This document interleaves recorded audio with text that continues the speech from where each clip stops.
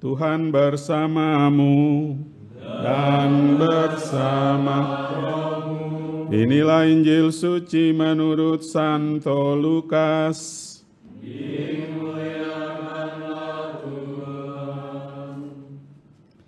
Pada waktu itu genaplah bulannya bagi Elisabet untuk bersalin, dan ia melahirkan seorang anak laki-laki. Ketika para tetangga serta sanak saudaranya mendengar bahwa Tuhan telah menunjukkan rahmat-Nya yang begitu besar kepada Elisabet, bersukacitalah mereka bersama-sama dengan dia. Maka datanglah mereka pada hari yang ke-8 untuk menyunatkan anak itu, dan mereka hendak menamai dia Zakaria menurut nama bapaknya.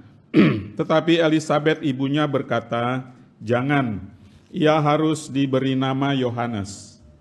Kata mereka kepadanya, "Tidak ada di antara sanak saudaramu yang bernama demikian." Lalu mereka memberi isyarat kepada Zakaria untuk bertanya nama apa yang hendak diberikan kepada anaknya itu. Zakaria meminta batu tulis lalu menuliskan kata-kata ini, "Namanya adalah Yohanes." Dan mereka pun heran semuanya. Seketika itu juga terbukalah mulut Zakaria dan terlepaslah lidahnya, lalu ia berkata-kata dan memuji Allah. Maka ketakutanlah semua orang yang tinggal di sekitarnya, dan segala peristiwa itu menjadi buah tutur di seluruh pegunungan Yudea. Semua yang mendengarnya merenungkannya dan berkata, "Menjadi apakah anak ini nanti? Sebab tangan Tuhan menyertai dia." Anak itu bertambah besar dan makin kuat rohnya. Ia kemudian tinggal di padang gurun sampai tiba harinya ia harus menampakkan diri kepada Israel. Demikianlah sabda Tuhan.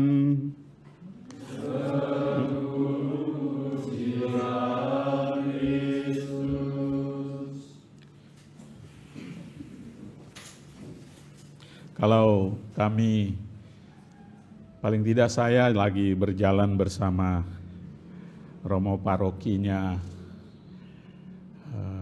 Bu Yuli dan Oma, itu Romo paroki Anda itu kan Romo Janto ya. Jadi kalau sedang jalan, oh ya Romo parokinya Anda juga yang di luar itu, yang di belakang juga Ibu, itu Romo Janto. Itu beberapa ibu di Kota Gajah itu pernah dia tugas di Kota Gajah lalu pernah bilang, Romo Janto itu gantengnya nggak pernah luntur ya, begitulah ya. Jadi saya bilang, oh iya betul gitulah. Dan saya lalu pulang ngaca, oh memang gua nggak ganteng ya. Dan luntur saya udah, jeleknya udah luntur makin jelek maksudnya. Dan kalau jalan bersama Romo Janto, pas diajak makan, beliau selalu mau yang bayar. Jadi kita mau bangun, dia paksa pokoknya nggak boleh, dia harus selalu yang bayar.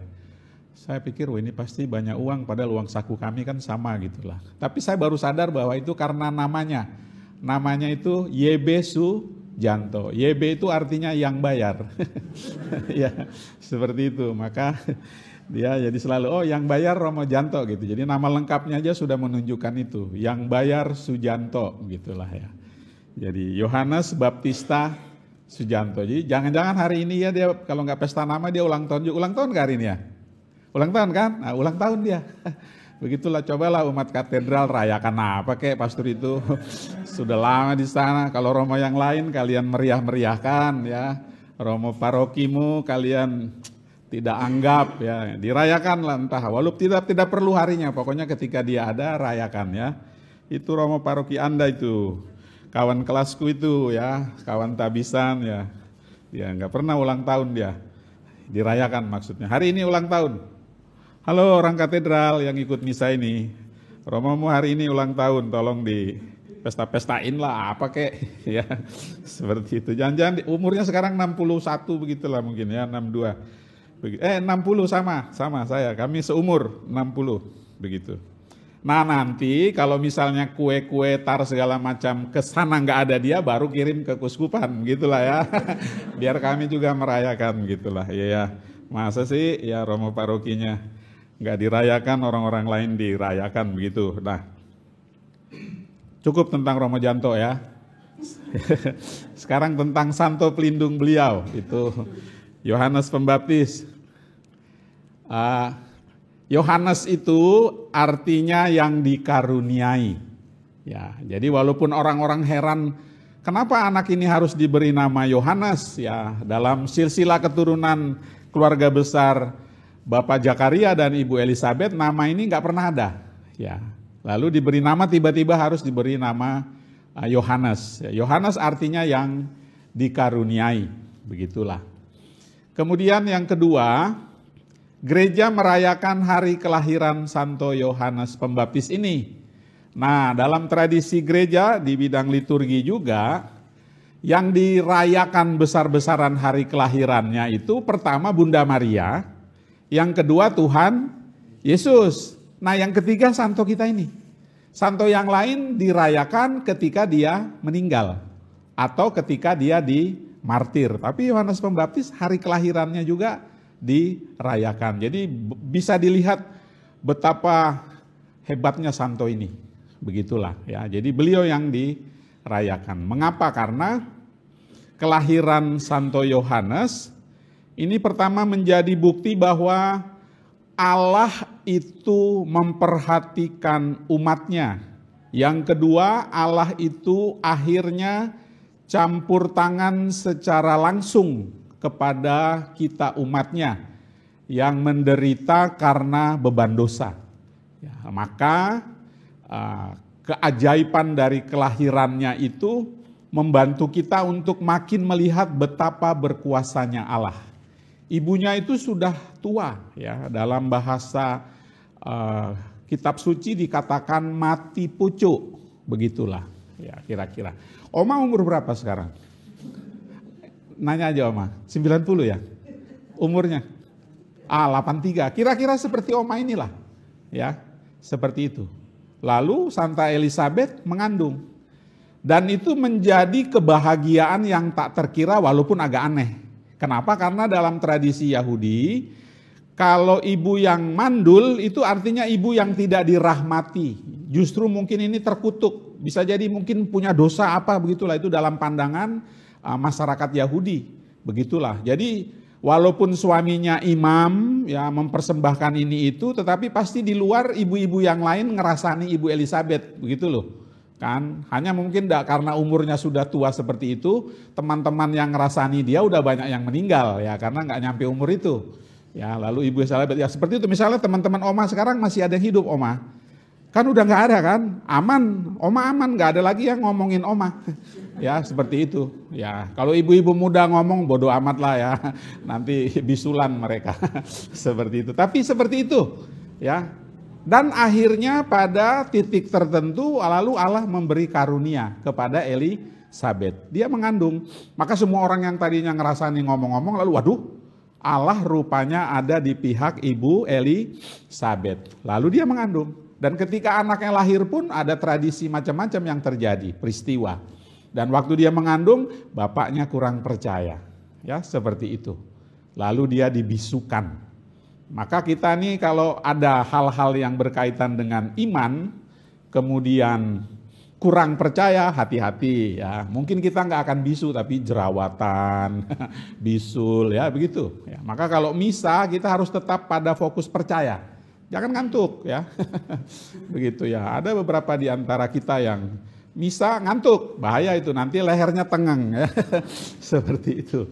Ya, jadi bangun, ayo adik-adik bangun ya. Masa sih mau jadi Romo gitu? Ya pokoknya ya walaupun beberapa kali saya juga ngantuk sih di belakang ya, begitu. Ya begitu. Saya ngantuk kalau Romo Untoro yang khotbah, saya heran loh ya, seperti itu. Nah ya baik, oke.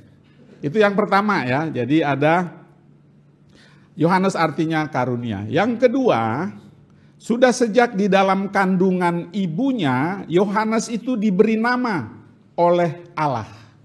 Artinya apa? Sudah sejak di kandungan ibunya, Yohanes sudah diklaim oleh Allah, ini orang saya, begitu.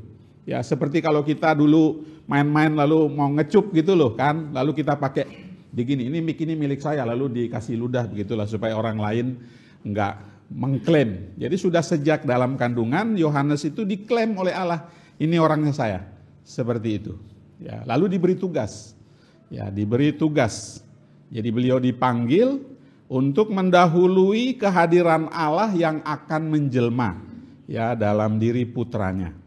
Lalu tugasnya adalah mewartakan tentang akan datangnya seseorang yang bagi Yohanes berlutut membungkuk membuka tali kasutnya pun dia enggak layak. Seruannya adalah pertobatan. Bertobat supaya siap menyambut kedatangan Mesias. Seperti itu. Dan dia sangat rendah hati. Ketika semua orang berpikir inilah Mesias itu, lalu dia bilang bukan. Itu tadi dikatakan, akan datang seseorang yang jauh lebih besar dari saya, yang membungkuk buka sendalnya aja saya enggak pantas. Seperti itu. Maka pesan untuk kita pada pagi ini sederhana, mari kita mohon rahmat Tuhan agar dapat meneladan semangat Santo Yohanes. Antara lain siap menjadi saksi Kristus lewat hidup sehari-hari kita. Dengan kesederhanaan, dengan kerendahan hati.